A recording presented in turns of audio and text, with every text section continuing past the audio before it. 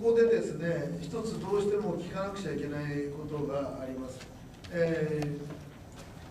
産経新聞が報道した記事がありました。今年の3月ですね、特定失踪者の木村薫さん、1960年代に青森県で失踪した方でありますが、その人を見た記憶があると、イ・イルギュさんが産経新聞の総読会で話をしています。それについて続報が出ていないので、その記事の中ではなぜ木村さんだと言えるかについてあまり詳しく書いてなかったんですが、実はこの本の中にその記述があったんですね。キューバに、お父さんが勤めていた時、日本人の女性がキューバに来た。で、その人をお父さん実は工作機関にで、お父さんがサポートをしている。で、その人が平壌に帰って、モランポン区の徳清通りというところにある外貨商、徳清三条というですね、徳清商店、日本製品を主としているところです。淀坊の妻たちが勤めていたということは明らかになっています。で、キューバに来た工作活動に手伝っていた日本人女性というのは、彼が写真を見たところ、淀坊の妻の中の若林咲子、これは一緒にキューバに行ってお父さんがサポートしてたって詳しく付き合ってたので、顔がよく覚えてる。その若林咲子が実は福生三条にいたと。その福生三条にはあと2人日本の女性がいた。その2人のうち1人はレジの方にいたんで顔を覚えてないが、もう1人がこの産経新聞の記者が持ってきた、木村薫さんのこの写真とよく似ている。で、その淀坊の女性たちと一緒にいたということだから、つまりその工作機関に関係している人間、徳清三条っていうのは統一戦線部が運営してた。そこに勤めていた。で、60年に失踪してますから、その時期は90年代の初めというんですが、そうすると50代になったはずだと。年が合いますかと先ほど聞いたら、大変今のこの写真よりは大変老けて見えると言っています。少しそのことを話を聞いて、この木村さんがもしもまだ認定されてない人です。しかし木村さんという話は聞いてない。似てる人がいたということです。で、1960年に失踪した人がだとすると、今まで我々が想定したことはかなり違う早い時期のたちがあった。そしてその人は淀坊グループと一緒になっているという新しい、事実が明らかになるわけですけれども、でも、ちょっとその今の話は私が先ほど聞いた話ですが、直接話を聞きたいと思います。이게 육세삼정에서 이 사진의 주인공을 보셨다죠. 그 상황에 대해서 좀 구체적으로 설명해 주세요. 제가 이제 1989년부터 1993년까지 3년 12월까지 쿠바에서 유학을 했습니다. 89年から93年までキューバに留学しました。 그때 아버지가 이제 중앙당 통정부에서 원래 대일 업무를 보시다가 중남미 지역에서 이제 활동하는 북한 스파이들, 공작원들한테 이제 작품을 대주는 이제 또 업무를 이제 전환했습니다. その時うちの父は対日統一戦線部で対日工作をやっていたんですが、その後中南米で北朝鮮のスパイが活動する、そのスパイたちに資金を提供する仕事をしていました。 제가 이제 쓴 책에 이제 세부적으로 다 나와 있지만은 그때 92년인가 이제 제 기억에는 일본인 여성이 쿠바에 왔습니다. 북한 공작원, 그러니까 올인 애들을 공작원 후비 올인 애 둘을 데리고 이제 쿠바에 왔습니다. その時確か私の記憶で92年詳しくは本に書きましたが、日本人女性が工作機関所属の小さな男の子2人を連れてキューバに来ました。 이제 아버지가 이제 업무가 너무 바빠서 제가 이제 그 아버지를 대신해서 전문적으로 구분한테 이제 자금을 계속 갖다가 대줬죠. 일본 사람. その女性に対してうちの父の仕事だったんですが、うちの父が仕事が忙しくて私が直接その女性に資金を何回も持ってきました。 그분이 말하는 게 이제 북한 사람 같지 않습니다. 말투가 굉장히 말을 이제 잘 못하고 그래서 아버지한테 제가 물어봤죠. 이 사람 누구냐 하니까 아버지가 안 대주시더라고요. 朝鮮語が朝鮮人のようではなかった。おかしいなと思ってお父さんに「あの人誰なんですか?」って聞いたけど、お父さんははっきりと教えてくれなかった。 궁금해서 어머니한테 물어보니까 어머니가 이제 일본 여자라고 이제 말씀을 하셨습니다. で興味を持ったのでお母さんに聞いたところ日本人女性だと言われた。 그때는 사실 제가 정말 자주 가서 이제 돈도 갖다 주시고 또 갖다 드리고 이제 오빠가 이제 그 도시락이랑 이제 반찬이랑 싸주면 또 갖다 주고 계속 제가 그 브로커 역할을 많이 했죠. シンプルなその時私はもうお金を持ってったし、うちの母が作ったお弁当やおかずを持ってったり何回もその人たちと接触しました。 그분은 엄청 친절했습니다. その方は大変親切でした。 북한 사람 그렇게 친절한 사람이 없거든요. 北朝鮮でそんな親切な人いません。 그래서 참 일본 사람들은 친절하구나 하는 생각 그때 했던 것 같아요. 日本人っていうのは親切なんだなとその時思いました。 근데 그때 제 나이자 제가 이제 그런 사람들에 대한 관심이 전혀 없을 때입니다. その時私の年はそのような人たちについての関心がなかった年です。 후에 제가 이제 소환이 돼서 평양에 돌아갔는데 이제 우리 그 친척들을 이제 고개 내가 아는 사람이 국제상점에서 근무한다고 그러더라고요. その後私は平壌に召喚されて帰ったと。そしたら私の親戚が私に私の知ってる人が北西商店で働いてると言った。 그 국제상점은 어떤 상점이냐면 만경봉호가 일본에 드나들면서 여기 일본 상품을 북한에 실어가면 그 상점에 전시해 놓고 전부적으로 일본 상품만 딱 파는 상점이었습니다. 통정부가 운영을 했죠. 万景方号が日本との間を行き来した時積んでくる日本商品を専門的に売る、そういう商店が北西三条でした。統一戦線部が運営しました。 당시 물가가 그 상점은 굉장히 고가 상품만 팔았고 인기가 높았지만 너무 비싸서 상점 사람들이 감히 이제 가지 못한 상점이었습니다.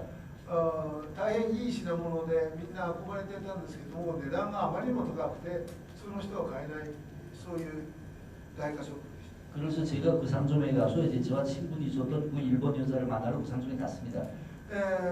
その私が知っていたその女性がいるということで私は北西三条に行きました。 그때 당시 일본 여자 3명이 근무했습니다. 그 상점에.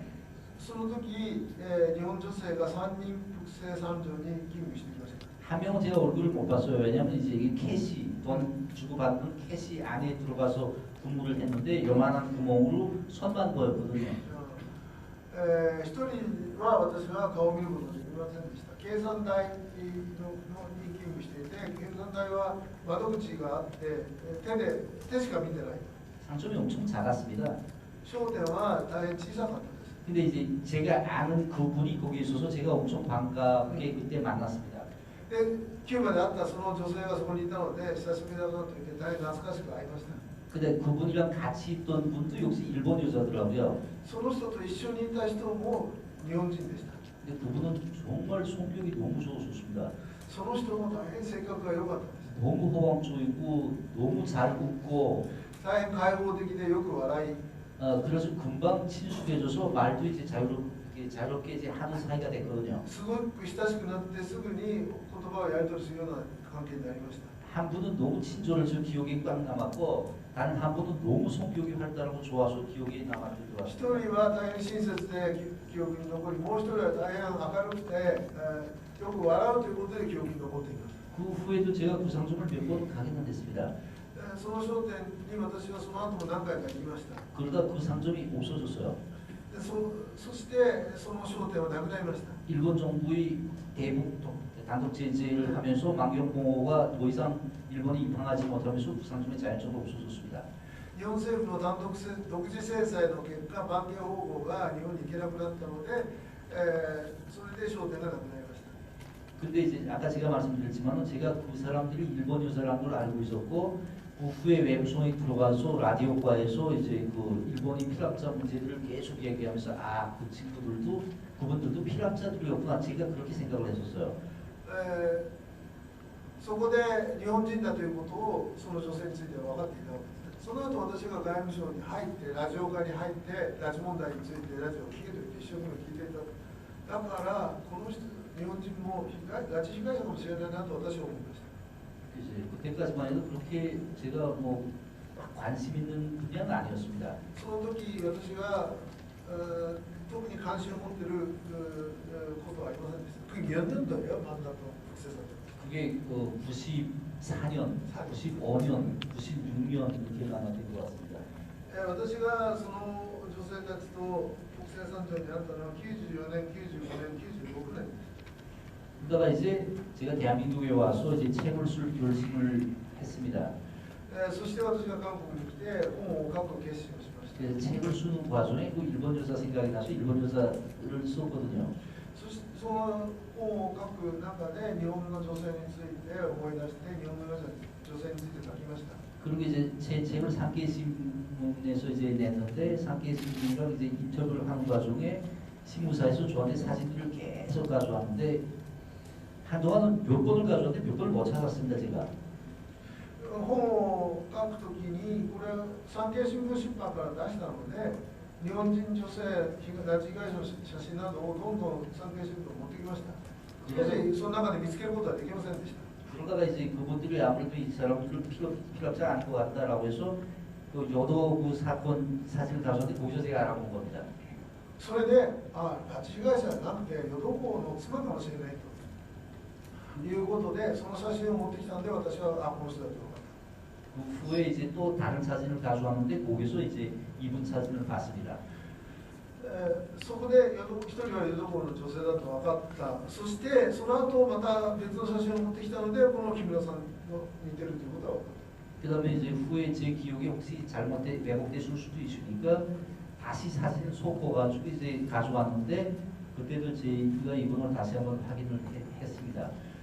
私の記憶が間違ってるかもしれないと思ってその後もう一度何前かの別の写真と一緒にこの木村さんの写真を持ってきましたが私は間違いなくこの人だと言いました。 제가 이분이라고 이제 단정적으로 말씀드린 거는 이 사진 속에 이분이 웃는 인상, 머리 모양, 얼굴 모양이 너무 유사한 겁니다. 그러니까 제가 정말 많은 분들 사진을 봤습니다. 납치 피해자라고 하는 분들 사진. 그 중에서 유일하게 제 기억에 하고 거의 일치한 분이 이분이다. 그래서 제가 이분을 기억한 겁니다.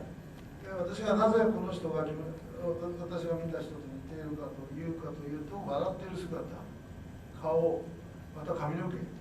私は随分たくさんの日本人拉致被害者あるいは特定失踪者の写真を見ました。しかしその中でこの人だけが記憶がある。 제 기억과 거의 한 80%는 일치한 것 같아요. 私の記憶とほとんど 80% は一致するように思います。 그 왜 80%라고 얘기하냐? 이 사진 젊었을 때 사진은 제가 봤을 때 그분은 여기보다 훨씬 나이가 먹었던 사진이었거든요. なぜ 80% というかというと、この写真は拉致される前ですから、若かった時の写真、20歳で拉致されてますから、で私が見た時は大変年を取っていた。 모색에는 일부 차이가 있지만 이제 인상, 웃는 모습, 얼굴 형태는 거의 유사한 분이었습니다. しかし印象、笑う姿、顔の形は大変似ている。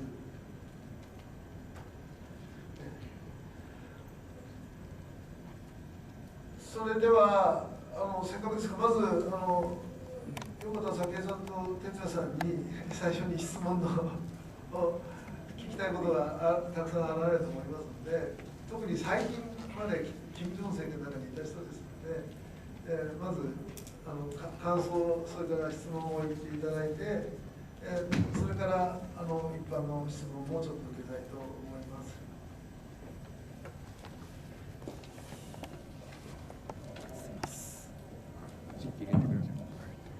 私は横田めぐみの4つ下の弟の横田哲也と申します。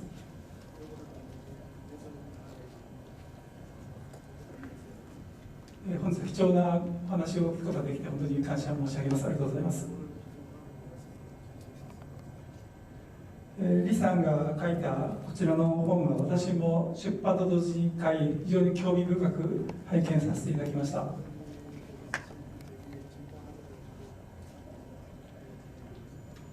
非常にこの連日緊張の中で仕事をされて非常に厳しい生活をしてこられたのが本当に読んでてひしひしと感じたところでございます。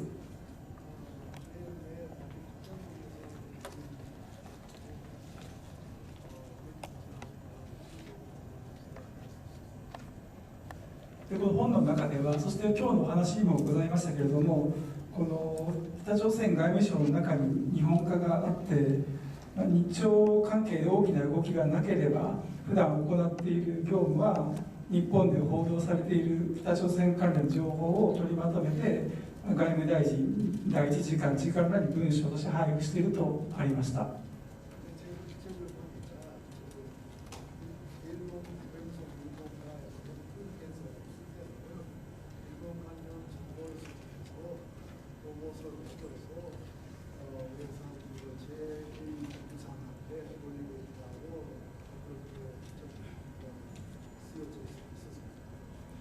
また日本のメディアでは NHK が比較的客観的に情報を発信しているということから、NHK を選定しているとも書いてありました。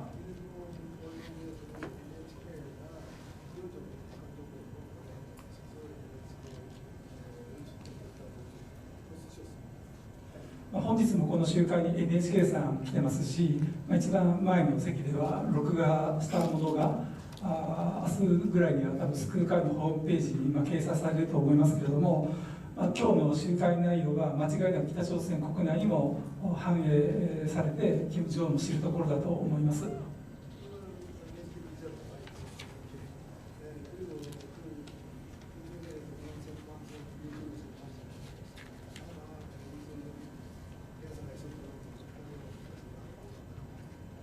そういう意味では今日の李さんのお話であり、私たち家族会救う会が発するこの言葉というのは、やってることは全く意味のないことというよりは真逆で、本当にやってることに意味があって、一日も早く拉致問題解決すればなというふうに願っているところです。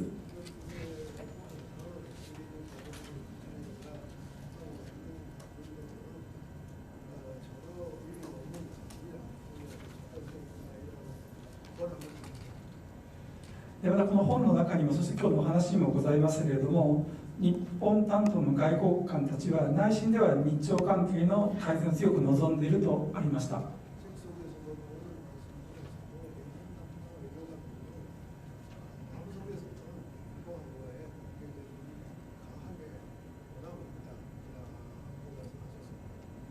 日朝国交正常化がなされれば日本からの多大な経済支援があると思われ、そうすれば北朝鮮は今より明らかに豊かになれます。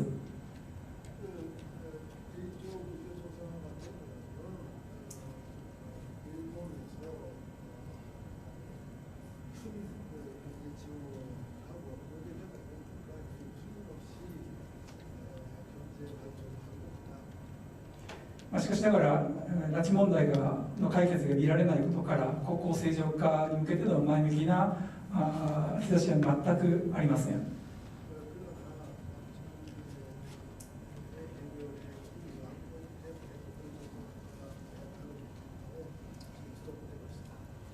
それほど北朝鮮にとって日本人拉致事件が障害ということになると思いますけれども、一体何がそこまで障害と考えているのかをぜひ李さんからもう一度改めてお聞きしたいと存じます。よろしくお願いします。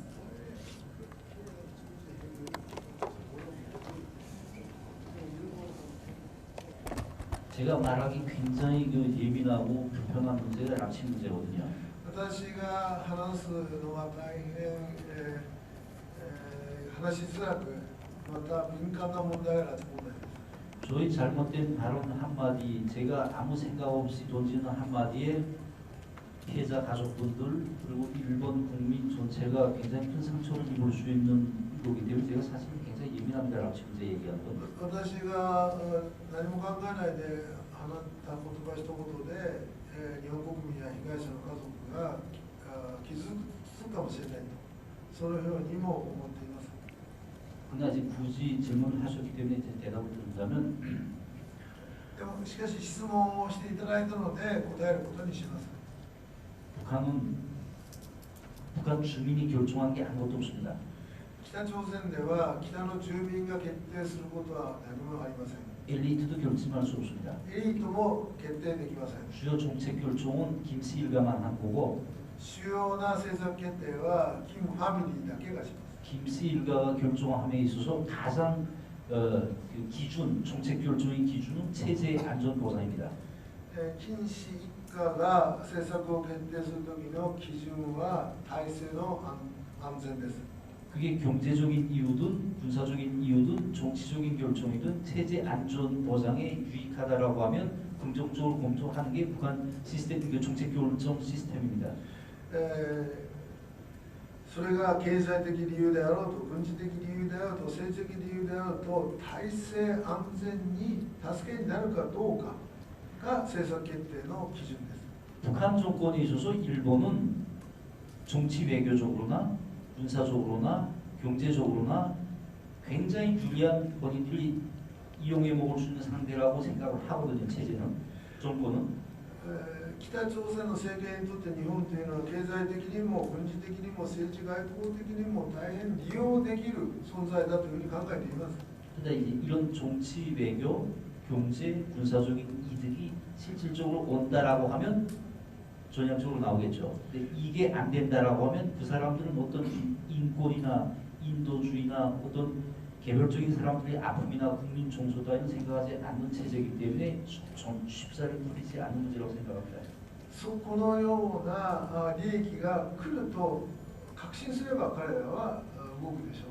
彼らは動かすのは人権とか人道だとか家族の気持ちとかそういうものではありません。 아까 제가 말씀드렸던 객관적 요인, 미국 문제라든가 또는 이제 그 제재라든가 중국 문제라든가 이거 모든 것은 다 객관적인 요인이고 실제 북한 정권이 인도적 차원에서 정말 정상적인 정권이라면 또 국제사회의 시선을 의식하는 정권이라면 이걸 받고 나서 최소 납치 문제를 대담하게 풀 수 있는 용기를 낼 겁니다. 그러나 그렇게 안 하거든요. 뭔가 기브앤테이크가 확실할 때 움직이는 정권이다 보니까 이 문제가 해결이 안 되는 겁니다. 아까 제가 말했던 미국, 제재, 중국은 다 객관적인 요인이고 실제 문제는 북한 정권이 의지에 있는 겁니다. 先ほど私が申し上げたように北朝鮮が日本から利益を得ることができない障害、アメリカ、制裁、中国、これがあるので彼らは今は動かない。普通の国であれば人道問題や国際的な評判を考えて拉致問題を先に動かすことがあるでしょうが北朝鮮はそういう体制ではない。 불가출하게도 우리가 상대하는 정권은 북한 주민들 자체도 인정하지 않는 정권이기 때문에 굉장히 우리가 하기가 어렵죠. 私たちが相手にする政権は北の住民さえも認めないような住民のことさえ考えていないような政権だから大変相手が難しいでしょう。早紀江さん何かありますか？今日は本当に貴重なお話を聞かせていただきまして本当にありがとうございました。私たちは今まで長い年月ですけども本当にそこに大事な子どもたちが本当に今でもいるのかどうなっているのかということが全くわからないでいつも元気でいてくれますようにって祈るばかりのような毎日を送っております。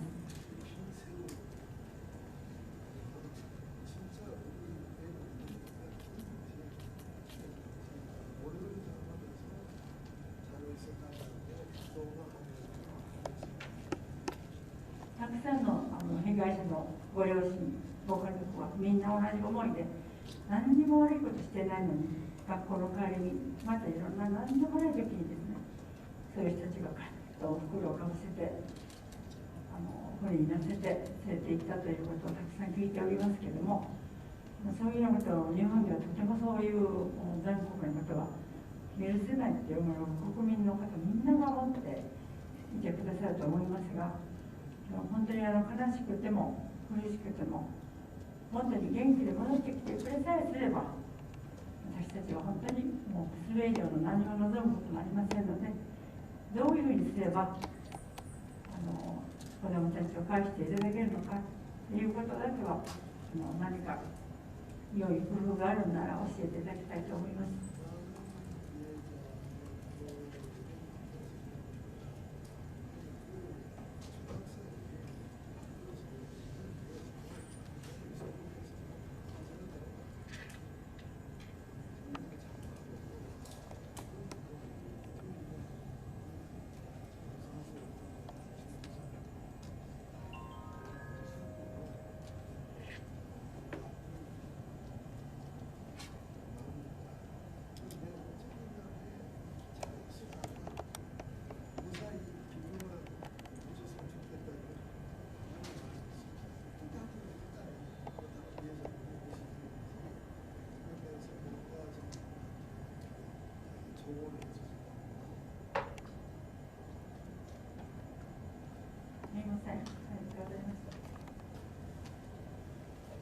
제가 요코타 메구미 씨 어머님 아픈 마음을 상상하지도 못하고 이야기도 어렵습니다. 저도 자식을 키우는 부모지만은 만약 제 자신한테 그런 불행이 있었다면 상상하기도 끔찍한 일입니다.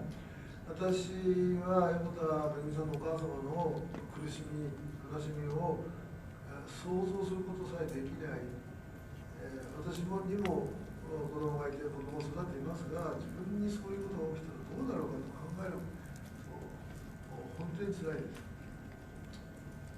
제가 알고 있거든요. 이제 일본 정부도 할 수 있는 많은 노력을 하고 있습니다. 私の知っているところでは日本政府はできる限りのさまざまな多くの努力をしている。 국제사회에 더 많이 알려야 된다고 생각합니다. 国際社会により多く知らせなきゃならないと思います。 김정은이 무서워하는 게 최근에 김정은 정권이 추구하는 것이 이제 러시아, 중국을 배경으로 한 다자 외교 공간에 뛰어들려고 하거든요. 그만큼 자신감이 생겼다는 방증이죠.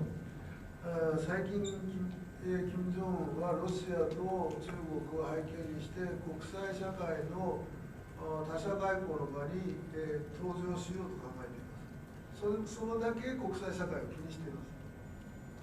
이게 해결책이 되겠는지 모르겠지만은 유엔을 비롯한 그리고 유럽연합 국제사회가 남이 일로 생각하지 않고 정말 가슴 아프게 받아들일 수 있도록 여론 계속 환기시키고 국제적인 여론이 들끓게 하는 게 굉장히 중요하다고 생각합니다. それが解決策になるかどうかは分かりませんが、しかし、国連あるいは EU など国際社会が人事ではなくて自分のことだと思って怒りの声を上げるということが重要じゃないか。 우리가 할 수 있는 게 사실 너무 힘이 없잖아요. 私たちができることは大変力が限られています。 더 많은 사람들한테 이 만행을 알리고 이 문제가 하루빨리 해결되도록끔 국제적인 여론을 환기시키고 북한 정권을 인권으로 끊임없이 압박을 해야 된다고 생각을 합니다.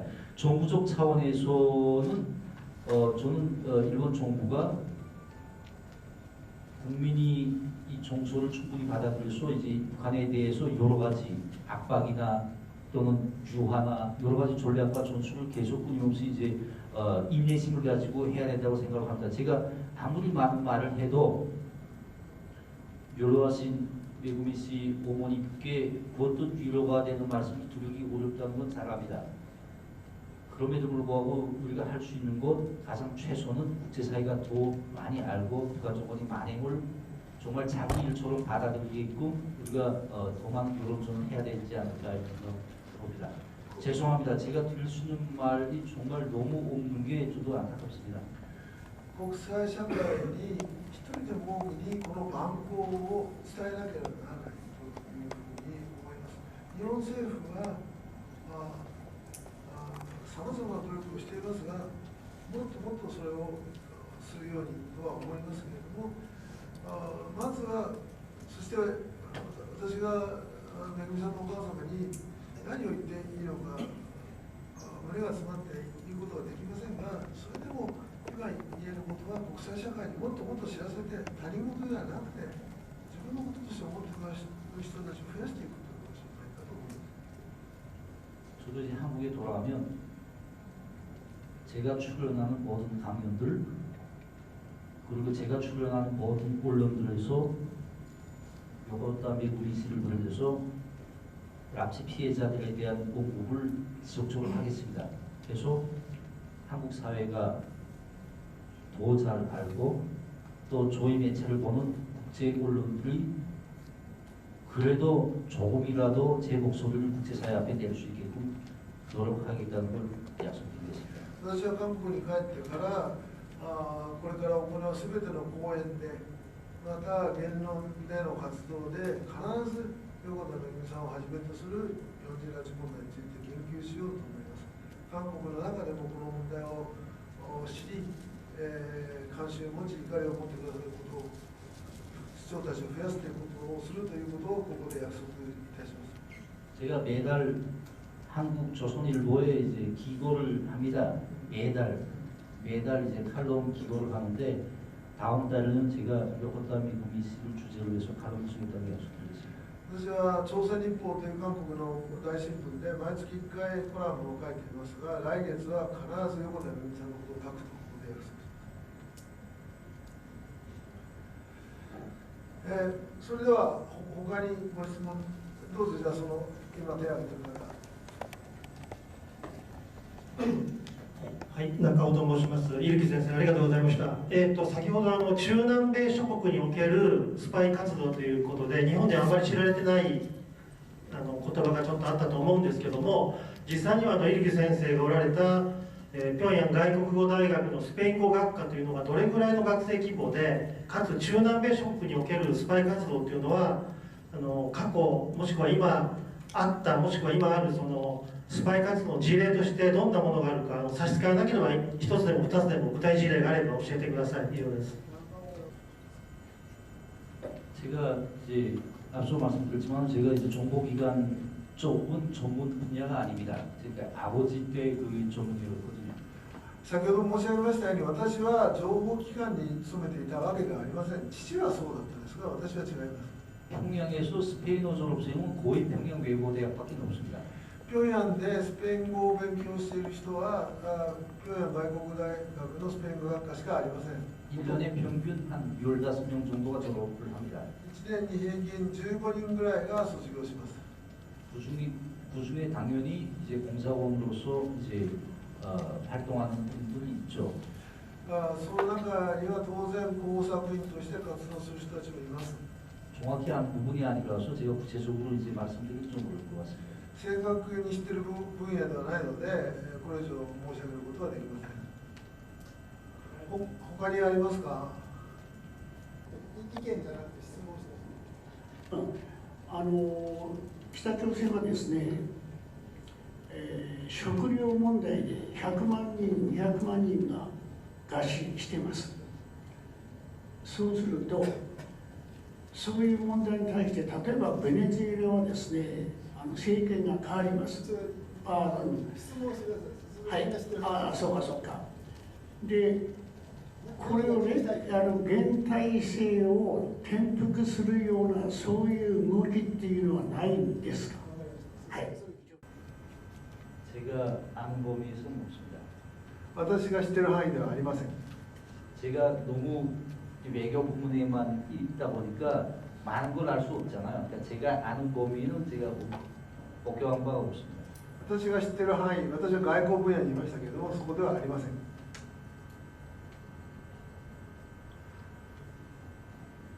私は先ほどの3つの問題ですね、アメリカと制裁と中国、それについて少しお話を聞きます。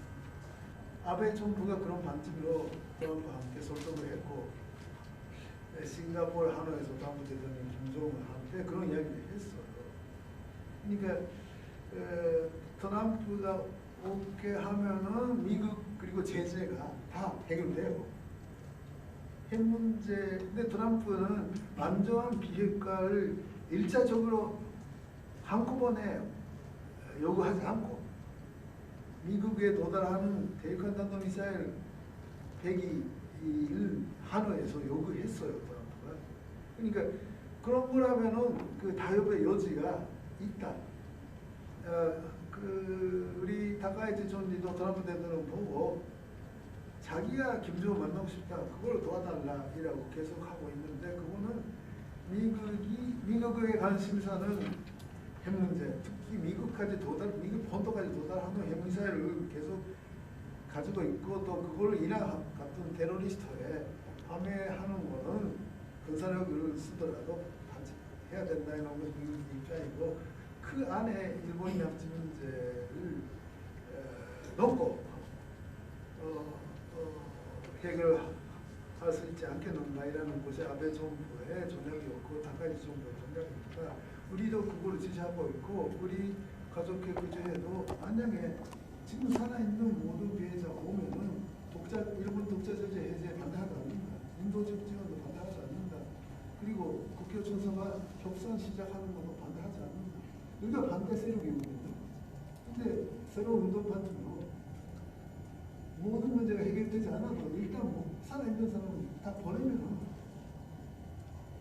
그 인도적 지원 그리고 독자제재 해제 하고 또 핵 문제가 해결되면은 유엔 제재까지 해제되니까 그래서 북한 쪽에서 실제 이익이 되는 상황을 만들어야 된다. 그걸 위해서 운동반칙을 세우고 있습니다. 제가今説明したのはまさに我々の運動方針のことです。同じことを考えていて、北朝鮮が人道主義なんかでは動かないと。彼らは利益を与えるしか動かない。でその利益の与え方は何か、アメリカと制裁。だからこそトランプ大統領に拉致問題を入力して、核問題で一定の取引が金正恩とトランプの間で成立すれば、逆にトランプ大統領は日本のお金を使って核問題を解決しようとするので、制裁も解除するし、日本の接近を反対しない。それが安倍総理が考えた戦略で、今ごめんなさい、高市政権もそれで動いていると。だから我々も新しい運動方針で、今生きている全拉致被害者、認定、未認定に加わる全員が帰ってくるなら、先ほど独自制裁が問題だと言いましたけど、独自制裁解除に反対しないし、大規模な人道制裁もできるし、国連制裁が解除されれば国交正常化交渉が始まって、国交正常化になれば大規模な経済協力に行くという運動方針を立てていますということを言って、それについてどう思うかと今聞けましたので、そのお答えを聞く。 이제 그 납치 피해를 위한 일본 정부의 노력, 여기에 대해서는 제가 드릴 말씀이 없어요.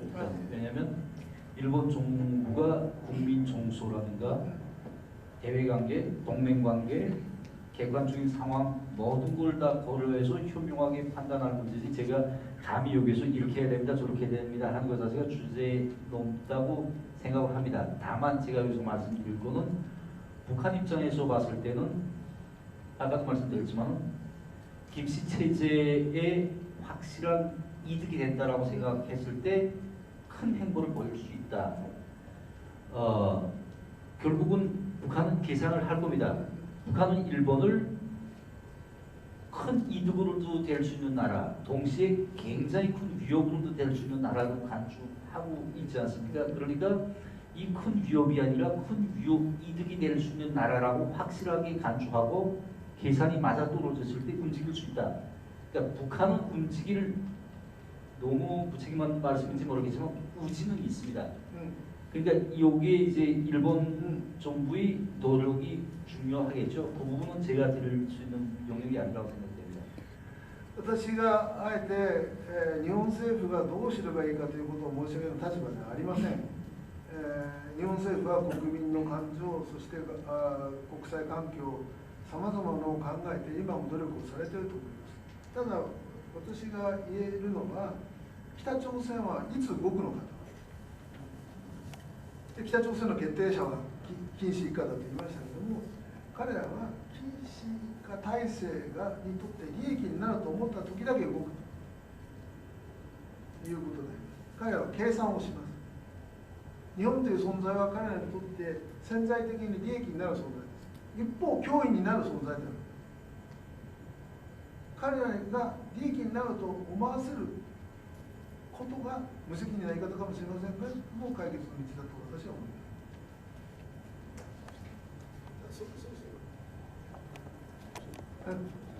そろそろ時間ですので、これ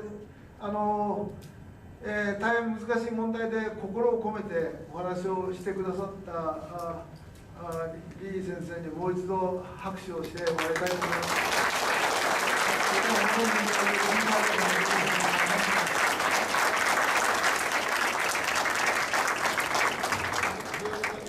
いただきます。皆さんありがとうございました。そして元気になって力がある人。